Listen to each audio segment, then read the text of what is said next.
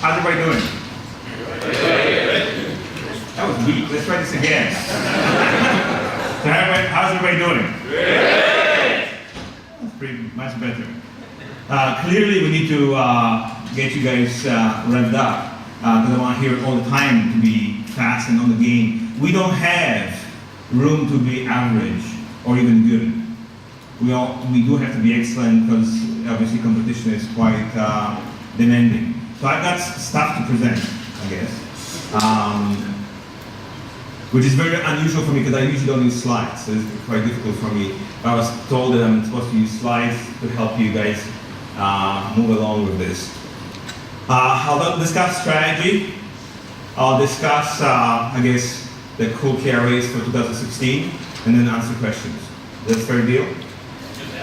Okay. I do really encourage you to shout out questions throughout if something is unclear.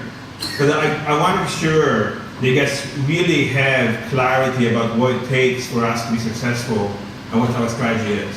I'm not sure that everybody's aligned here. Sounds good? So first of all, we win.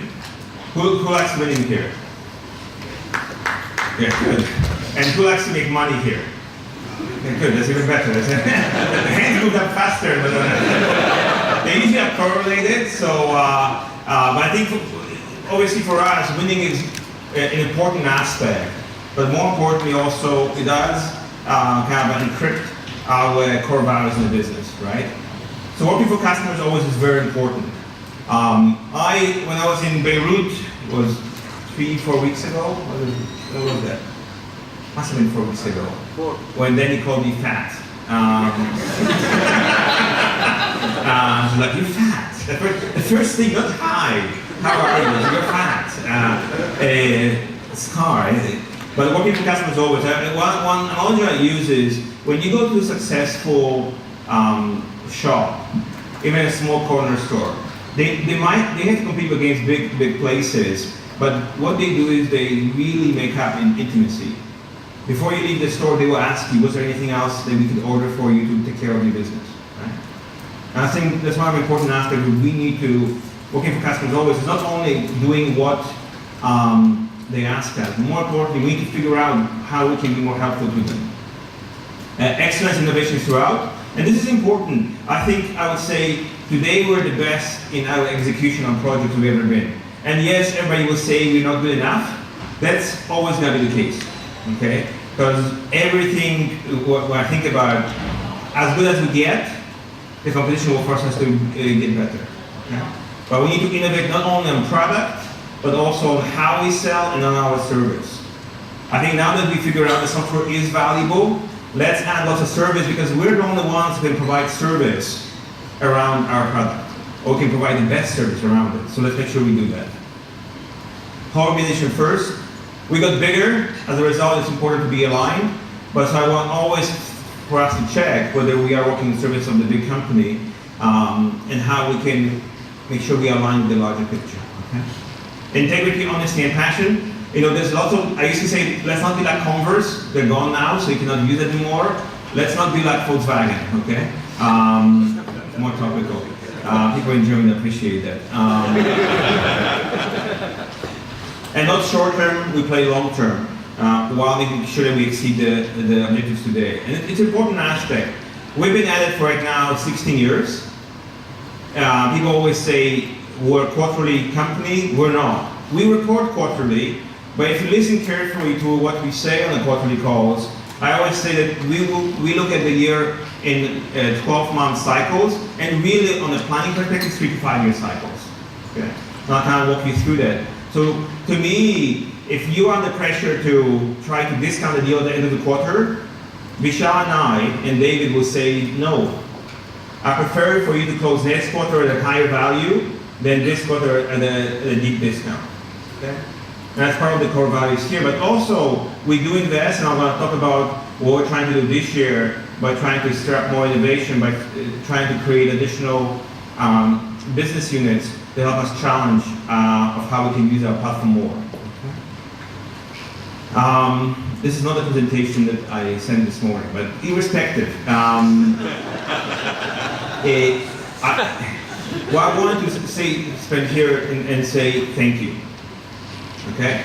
2015 has been a very tough year. You guys have exceeded. Some of you made lots of money. Some of you have not made lots of money. And some of you are new. So I would like to thank you for making the year nevertheless successful in the context of, if we take away the customers that were coming off from the acquisition of Nokia, we grew year over year 10% organically. Okay? And what it means is we grew more than 2 times the market. We did take market share, although our market is slow, tough. You can have all the different excuses. My view is we have opportunity to continue to take market share and continue to both organically and through acquisition become the challenger that matters. Okay? Here what I want to talk about is our strategy, 5, which you probably have seen quite a few times. When you think about our businesses, we are about, number 1, taking market share. Okay? How do we take market share? The sharp of the spear, the sharp end of the spear is you guys on the sales side, and followed behind you by services guys to actually make sure that all your commitments are met. Make sure you guys are synced up, because it really helps to actually meet the commitments. The other way for us to take market share is to buy other companies. We prefer to buy companies which are a challenge, that some work is required, but we're cheap bastards, so far it's been a fairly positive process. Okay? At any point in time, we talk about 30 companies. We're in active discussions right now with over 30 companies to buy them. Okay? So some folks might say, or some customers or competitors say, you will be sold, or the RedKnee is for sale.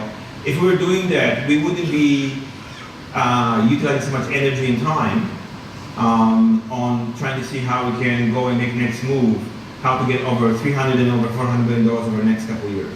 Okay? And we'll get there. Okay?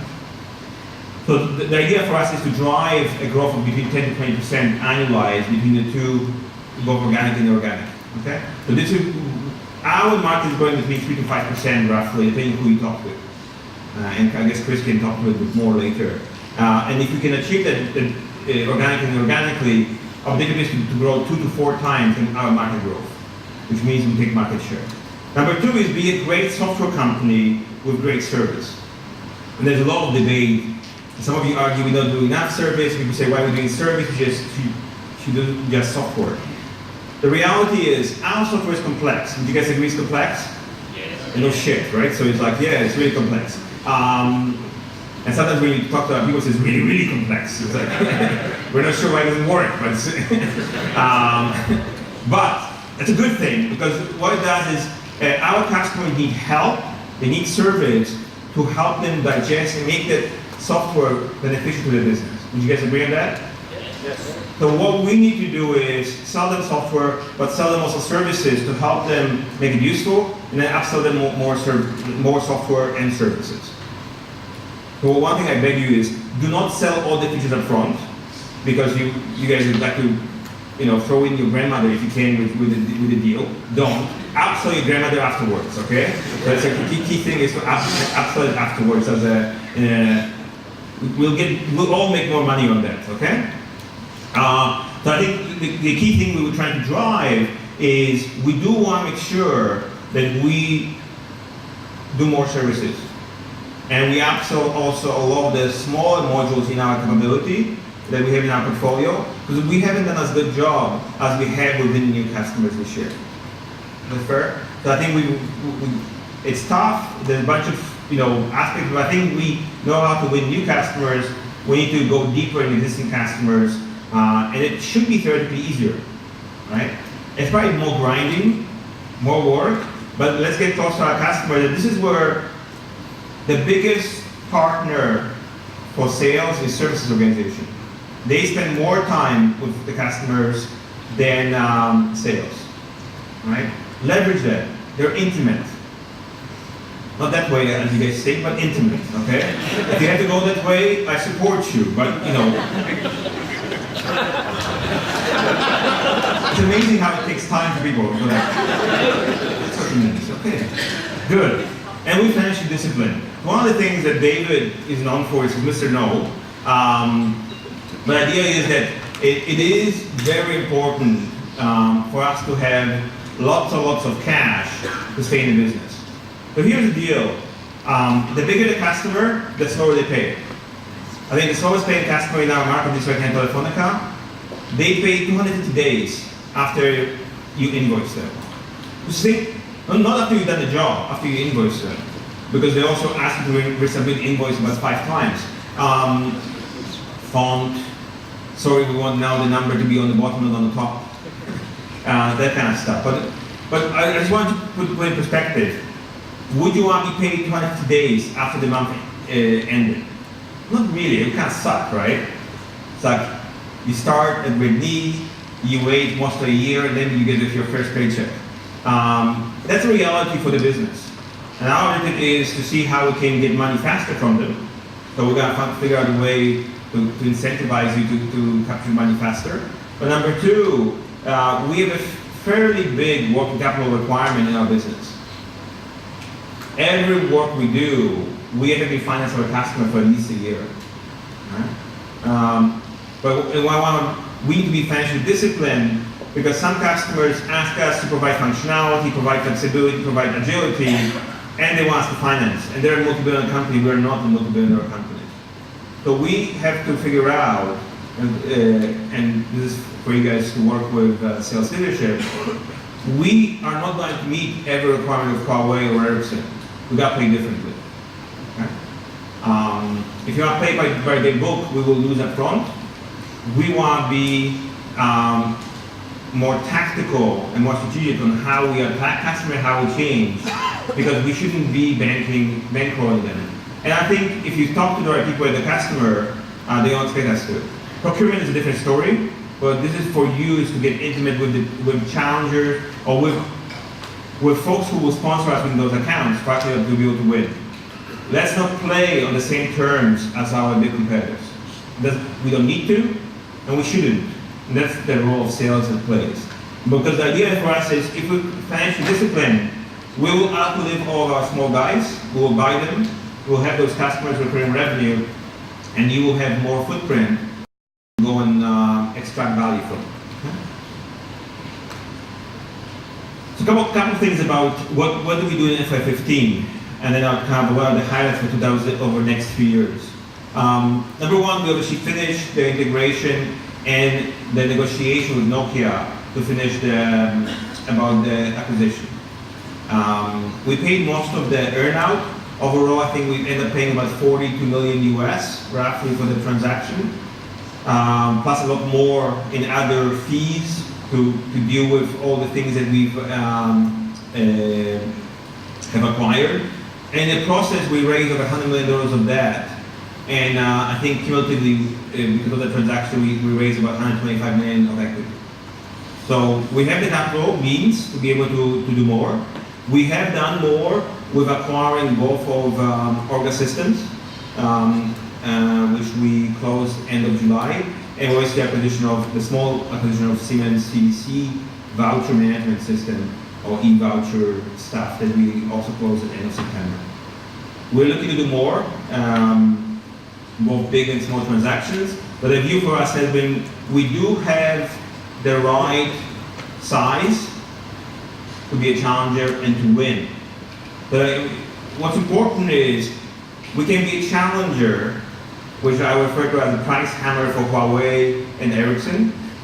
I think we're right sized to be taken seriously, that actually we can implement a lot of the opportunities that are being thrown at us and made available to us.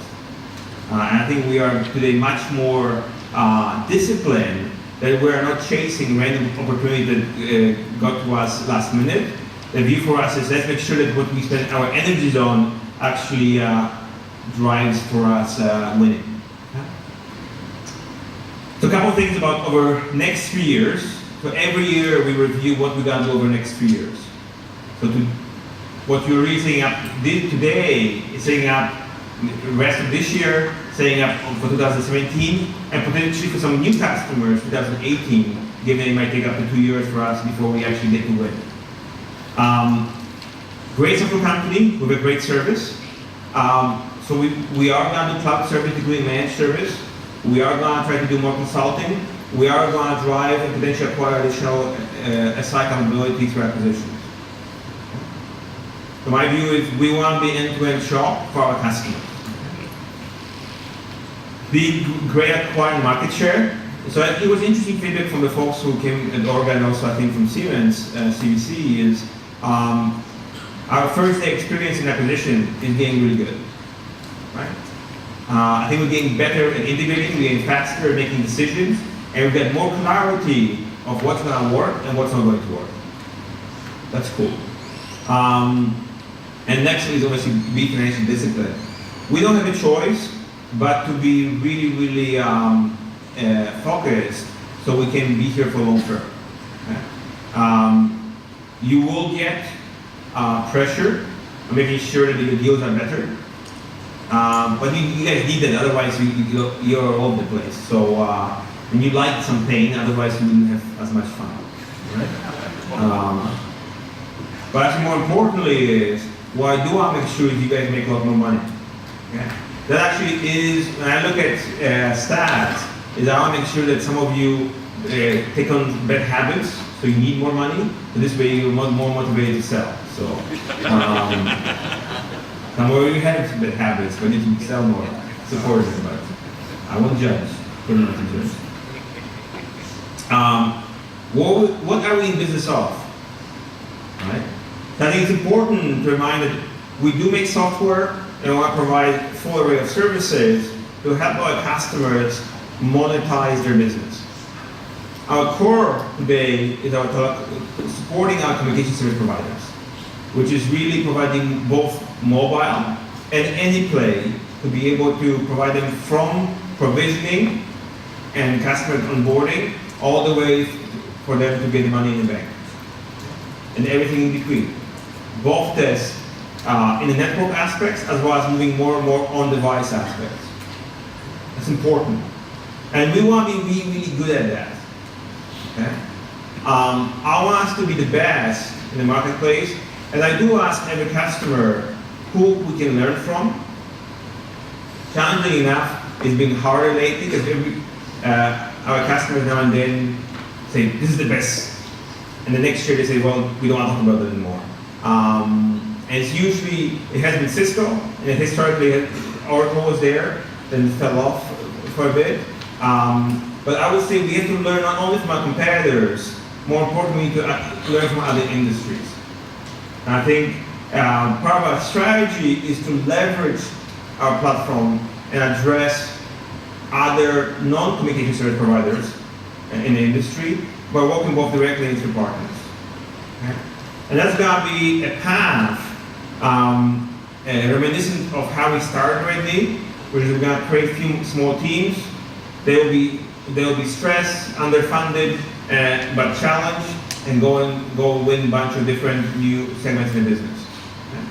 We have both acquisition and our own efforts, a bunch of already successes, but we need to do more to make sure that we put more opportunities in that area, which I think what I found very fascinating is actually providing a very positive feedback loop, because our customers, our core customers, being communication service providers, want us to be also helping them on how they can monetize some of the local non-communication businesses in their either geography or their partners. That's quite interesting. Where do we do business? Globally. We don't do business in Iran yet. Once the sanctions go off, we will. We don't do business in China. We're too small, just to be realistic. And we don't do business in North Korea. But then, probably not big enough ARPU to do business in North Korea. Everything else is a go. We do business in Yemen. Anybody want to volunteer for Yemen? It's a cool country. So. It'll be back. It'll be a greenfield again. And what I want us to do is, we do want to provide an excellent service. So what I would say is I've gone around with our sales team, and obviously got feedback both on accounting as well as our operations. Here's my observation. Sales team knows what needs to be done. I think we're enabling sales team with the right tools, with right product, and now more service. I need you guys to scream louder on what you need. Push, escalate. I think Vishal is too relaxed, so he needs more escalations. And we need to innovate more.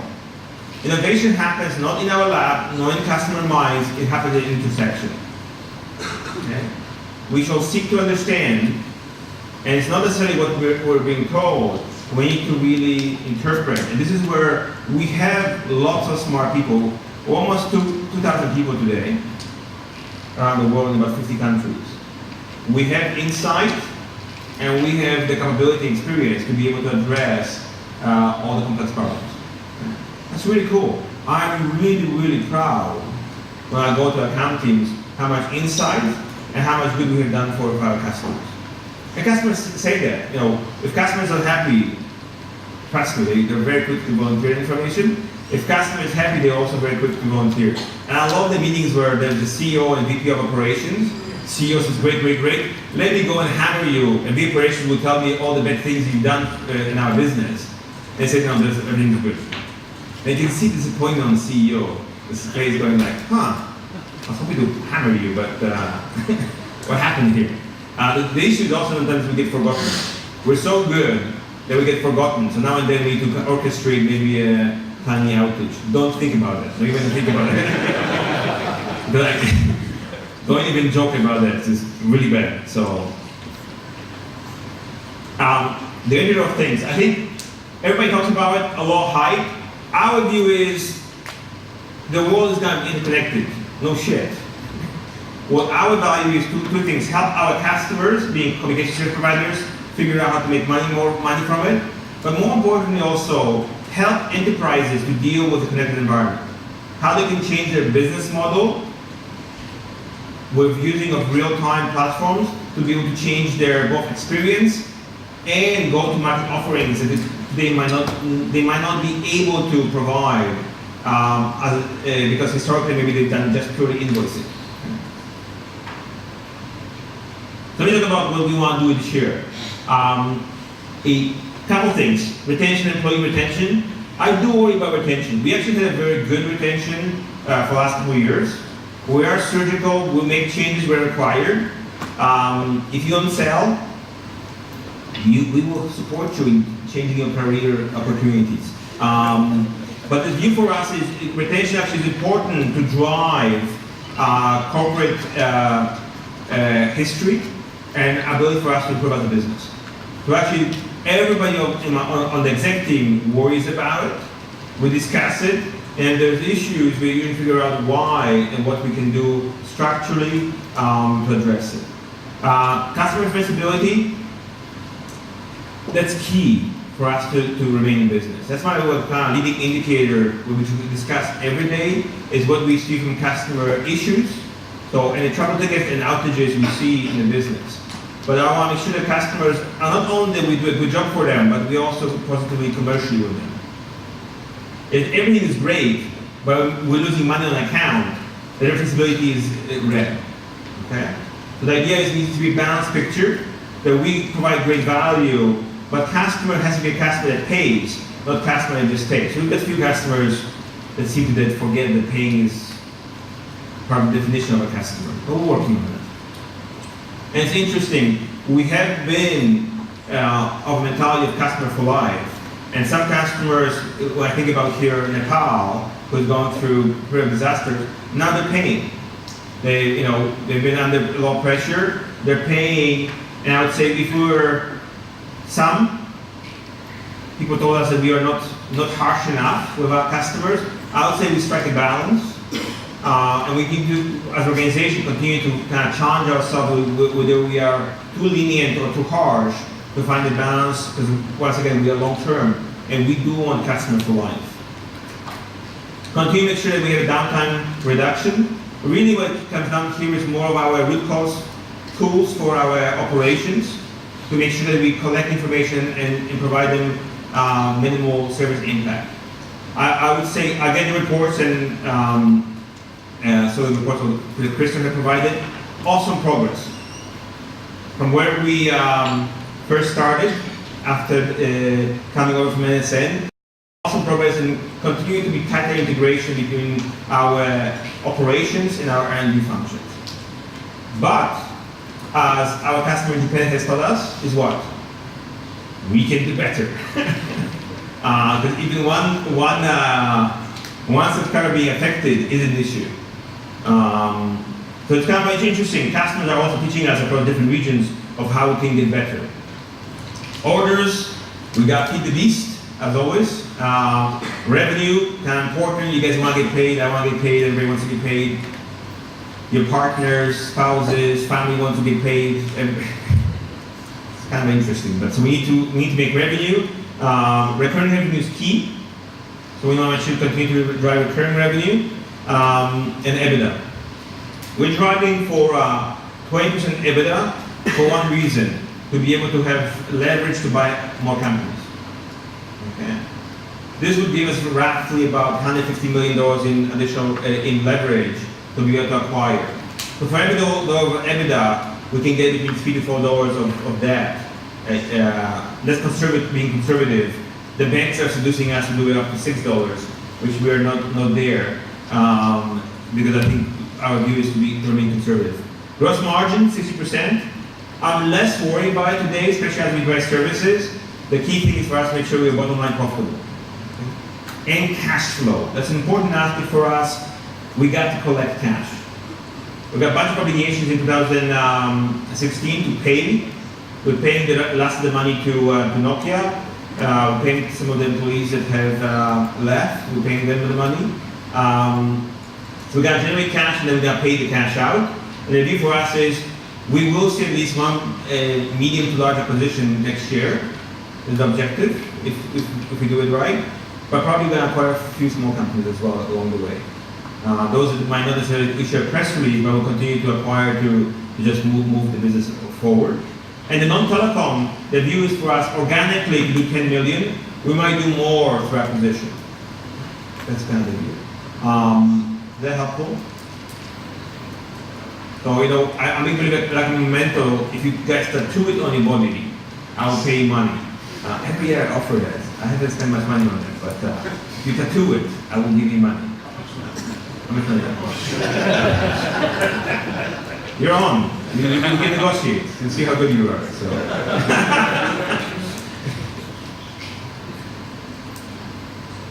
What the hell?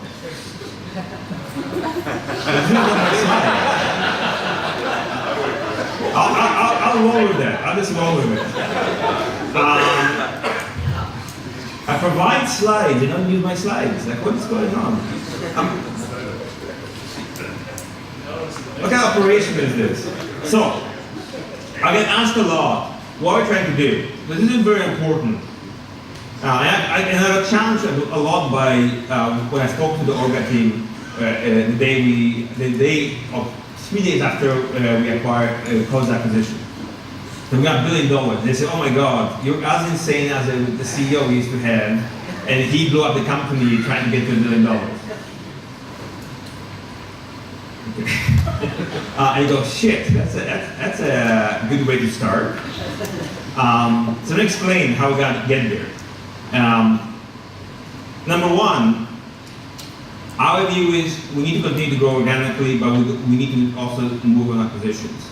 Scale is important, not for my ego.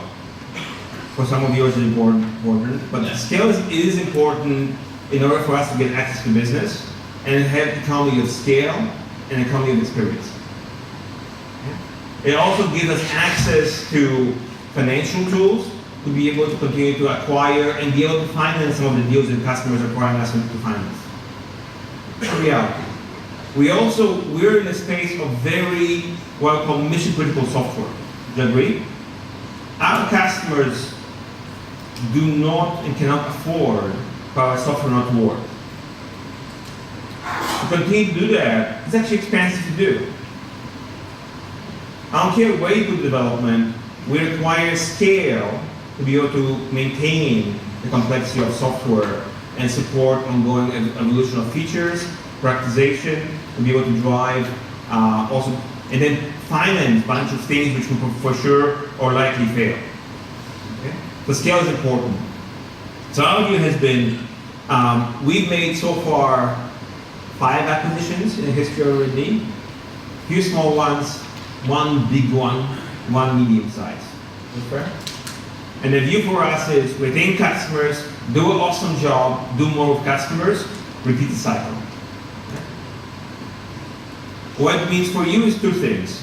You have the opportunity to have more product to sell to customers than we have, and you have more references to go and pursue new customers.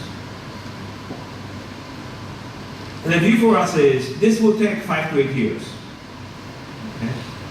When we started the business, when we were 1 million, I said we're going to be over 100, and everybody thought, okay, poor bastard is clearly delusional, but let me just, let him repeat this thing over and over again. When we got over 200 million, I said we're going to get over 1 billion, and say, okay, here we go again, we've seen that picture before.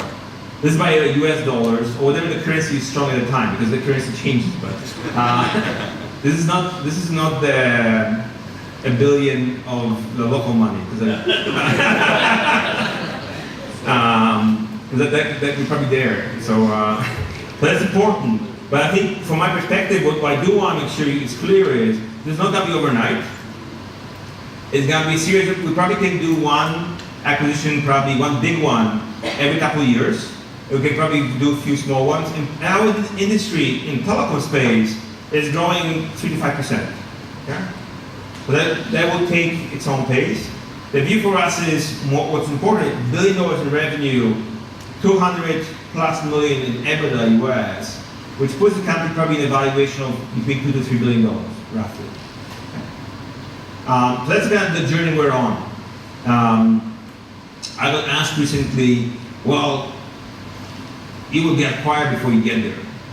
So my price every year goes up.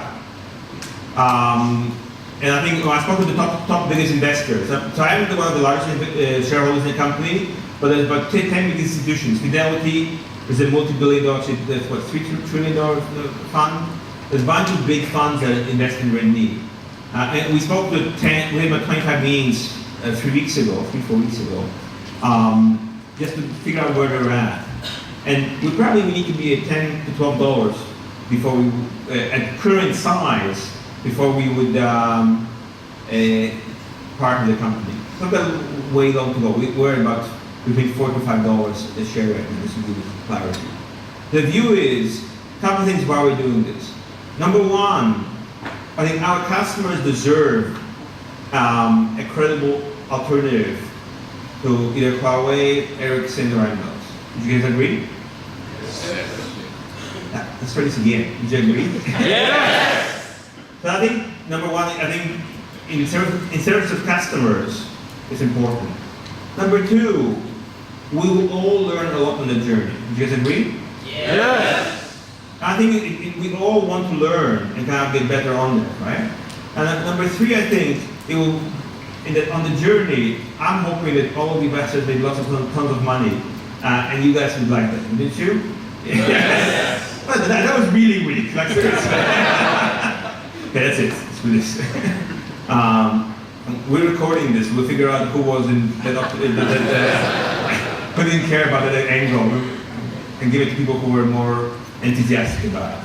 But it's part of the journey. So nothing happens overnight. To do this, we do need to make sure that we were effective. But more importantly, I encourage everyone continue to agitate in our organization, because everything internally can be changed. It is difficult. We're a bigger company now. Everybody has a view of how it can be done. But we don't get to change customers. Would you guys agree on that? Yes. Lots of friction. We get to change internally. Okay? And my view is sales guys are the most important element for us to be able to really evolve as a business.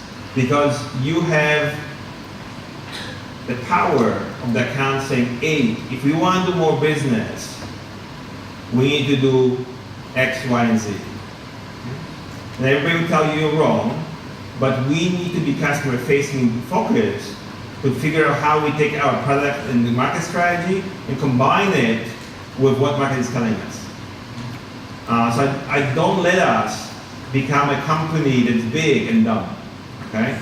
That's probably my biggest fear, that as we get bigger, we lose the sight of what's important, okay?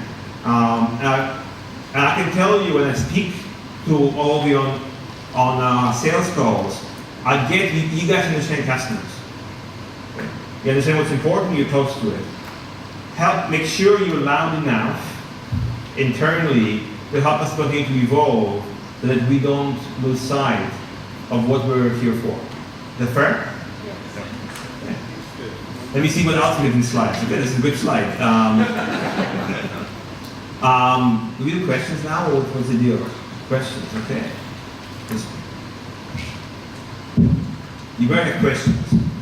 Well, I'm taking the shirt off your back, so. And you think if I'm joking, I'm not joking. I never joke. Lucas, this is Poonam here. Where? I'm blinded by the light. Yeah. Okay. So I was just referring over one slide that our journey is talking about 2020 for the IoT space. So from the RedKnee perspective, I would like to understand, are we aligned to that journey in terms of our business strategy, in terms of the portfolio offerings, and to address that market? Because that is the talk of the town today in the industry IoT space. So we want to understand in RedKnee perspective, end-to-end space, what are the platforms, solutions, and what's our strategy and the roadmap for it. So today our focus is the following. Number one is most of our customers in CommSpace will use the MVNO and the MVNE approach to support their partners to provide IoT monetization. It won't be big money for our customers. It won't be tremendous big money because it's low connectivity but it's cheap. So I think our platform support it and it's part of our existing platform capability. More importantly, what we do want to do is use our core platform and then see how we can apply it to energy. We've got case studies for that right now. For insurance, we've got no case studies for that. Healthcare, transportation, we've got one case study for transportation, and so on. How we get there, what we lack the most today is two things. Domain knowledge, because the same terms that we use in CommSpace are very different in other domains. Number two is partners, because what we do is really an element in a bigger system.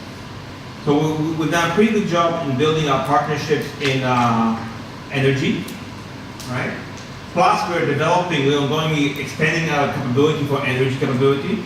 That has taken us probably a couple of years, and it's taken about a couple of years to get there, okay? So I think we're okay there. Transportation, lots of work to do. We're probably going to acquire someone to help us speed up. We're going to support our organic development, but we're going to have to probably acquire to be able to get domain access. And I would say other enterprise capabilities, we need to broaden. What I would say our biggest challenge for IoT space and for CommSpace is the realization that our telecom roots might prove to be our weakness. Okay? Because the reality is, that, you guys all probably tonight or last night say, oh my God, these customers are tough, they're demanding. But shit, guys, they spend lots of money with us. In enterprise, the deals might be faster, but they're much, much smaller. And what we have found in our initial engagement is they want broader stack. They might not need as much of robustness.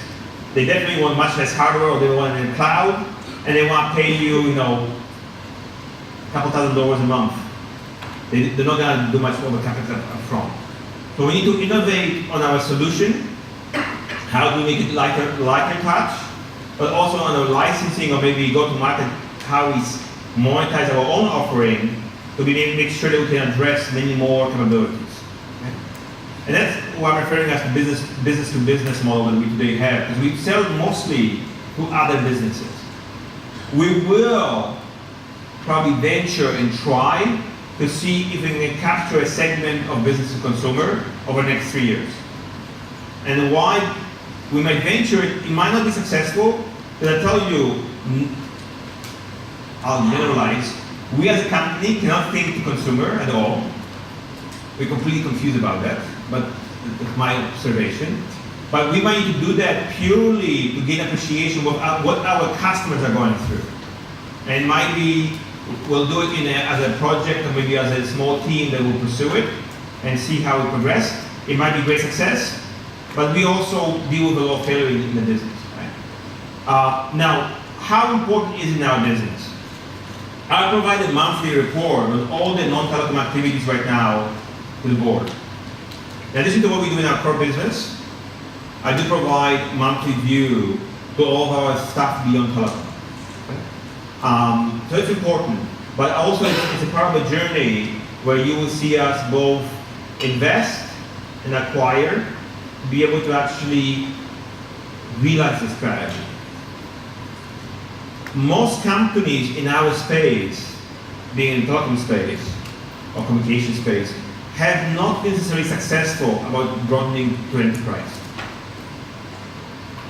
So pioneers who are ahead of us, we've passed their dead bodies. It's like, wow, that was not successful, that was not successful. So we've got a lot to learn to avoid the pitfalls that those companies have encountered. And I would say one thing is, we have this technology, we probably have too much technology. I would say we're too advanced for all of our customers in non-telecom space. But also we are a bit too heavy for upfront engagement. That we might take today. Now, 3 years from now, I believe we will have probably a $50 to $100 million business in non-telecom space, which you were see us getting. We right now probably together maybe have under 10 million in revenue in kind of what we call non-communication service provider space. We will probably at least fivefold, if not tenfold, the growth. Is that helpful? Thank you very much. Thank you. Yeah, hi Lucas. Hi everyone. This is Salman Tariq. There we go.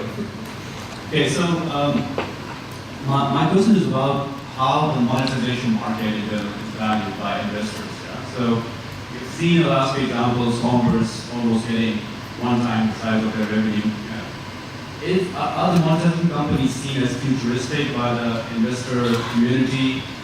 And if not, I mean, do you plan to be strictly in monetization business in 5 years from now, or do you want to extend something beyond from that, be it telco or non-telco?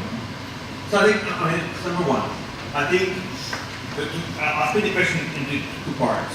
How is the communication space, software space, seen by by investors? The CEO of now Exura, but before the Converse. And Converse is really a real example because they had issues, they were both declining businesses, both sides, despite what Philippe says, and they were losing money. So I'm really happy that actually they've done the transaction finally. We were considering doing the transaction, but we were very different valuation that Amdocs closed it at. And I spoke to Eli, the CEO of Amdocs, afterwards of how he got the number, and his view was he was buying and he wanted to secure those customers for services. And I think he will execute on it one way or another. So I think I'm glad that they've cleared because they were more of a negative outlier. And if you look at what's left, there are really 2 players under $1 billion in revenue in our space. It's us and CSGI, okay? So CSG International.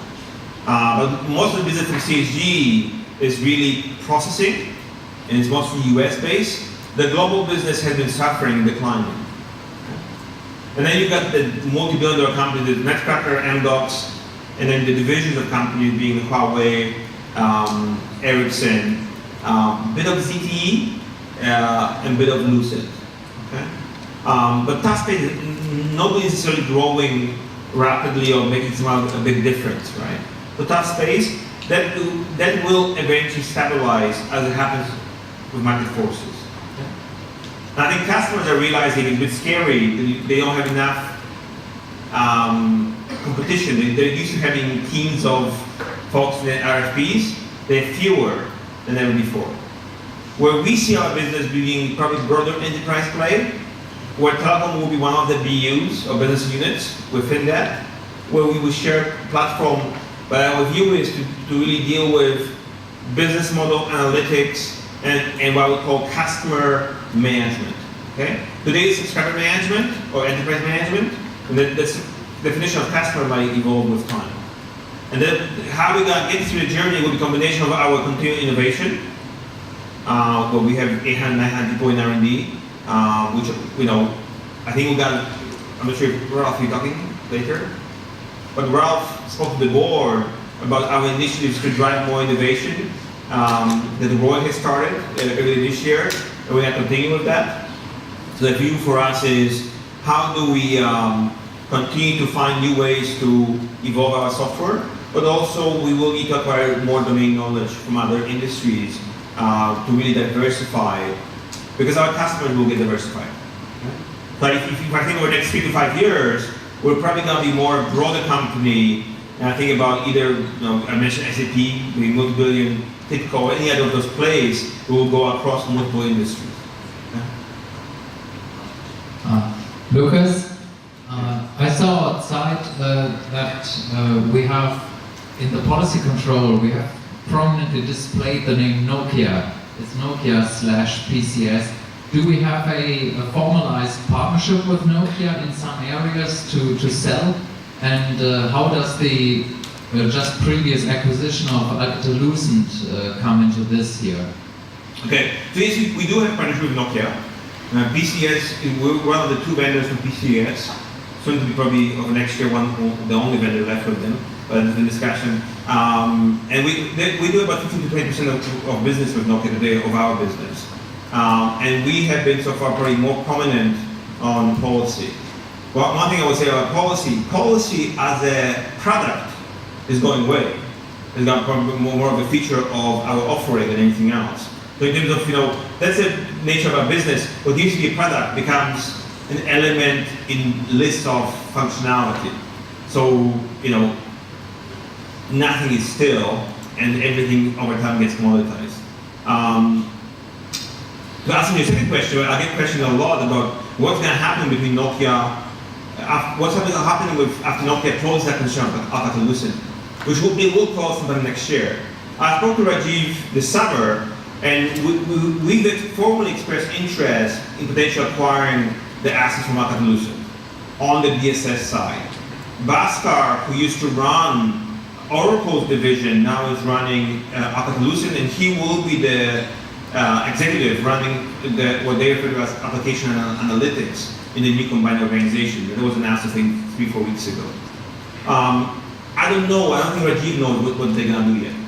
We will know more. I'm going to have our meetings with Sami and Rajiv later this year or maybe beginning of next year to figure out if there's opportunity. I see 2 things. Nokia, as a combination, will be still a small player in our space. It's too small for them to maintain and be relevant. So it'll be an interesting play.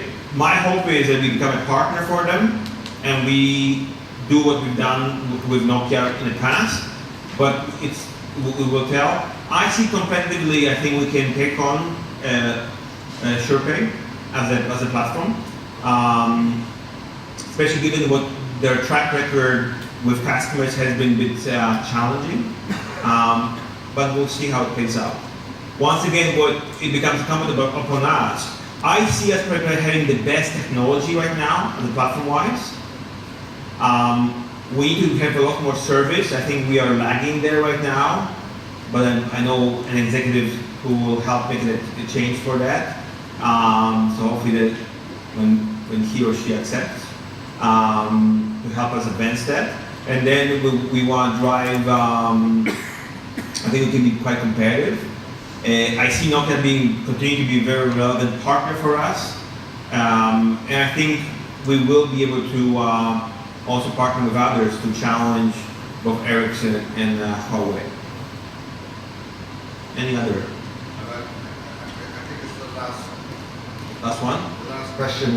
We're having tomorrow afternoon, we have an executive panel. Yeah, at the same time as Lucas is going to be here for the next 2 days. So ask any questions, but now we start with the next 3 Great. important questions. So let's start with question number 1. Oh, you go for it. RedKnee 1 billion revenue targets. Yeah, is it when is it planned and in how many years? Let's start the voting now. It won't be long, yeah. It won't be long, yeah. It won't be long, yeah. Tomorrow's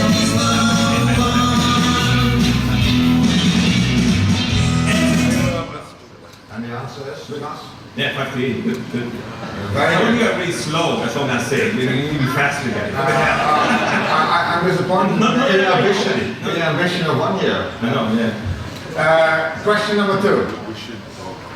What is the revenue target for 2016? Let's It won't be long, yeah. It won't be long, yeah. It won't be long, yeah. Tomorrow's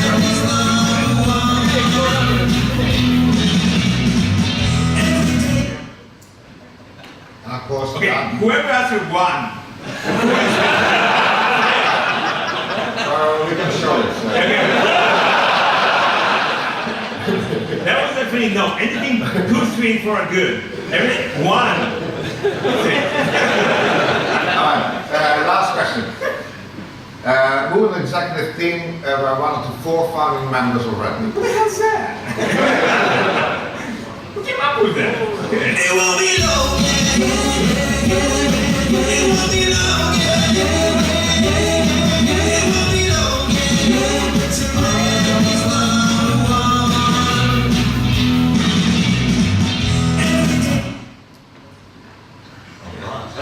And interesting, now David's upset because David wanted to be on that thing. Yeah. So first, before we go, a big applause for Lucas.